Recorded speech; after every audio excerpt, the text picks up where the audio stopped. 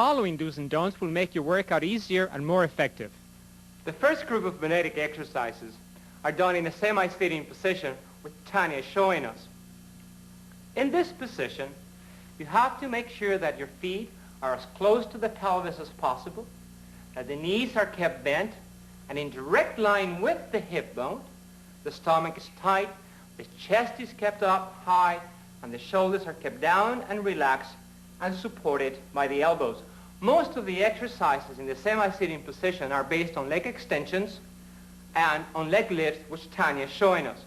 These exercises, of course, target the lower abdomen and the thigh.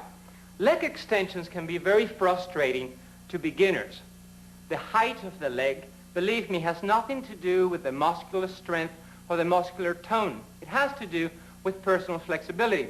Tanya, for instance, has been exercising for quite a while, so she can easily get her leg to a 90-degree angle without any effort. This comes with time and practice. If you can get the leg to a 45-degree angle, you're working the same muscles, and this way, little by little, you can work up to the 90-degree angle. Following points will help trim your thighs and firm your hips. In this position, we do the exercises that Cal calls the ice cream and cake exercises. I'm sure you know why. They're easy, but everyone at first tends to feel they can't do all of the repetitions. So take it easy and do just as many as you can. First, make sure your body's in one straight line like this. You may find it easier to keep your hand close to your body so that you won't roll too far forward or back. And that will keep your hips directly over one another, which is very important. Okay, let's try two of the basic ones. The side leg raise and the combination bend and extend. Now, in the side leg raise, you keep the legs parallel and the foot flexed. You lift the leg from the hip like this, but don't bring them together. You should bring them down about as far as this.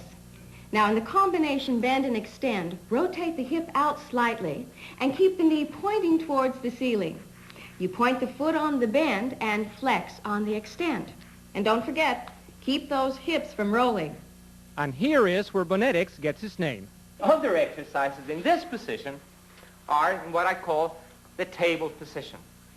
The points to remember here is to keep the weight centered between the knees and the hands, the shoulders directly over the hands, and the hips slightly back from the knees to avoid rolling on the kneecaps forward and back. All the exercises in this group involve a series of thigh extensions to the side as well as leg extensions backwards.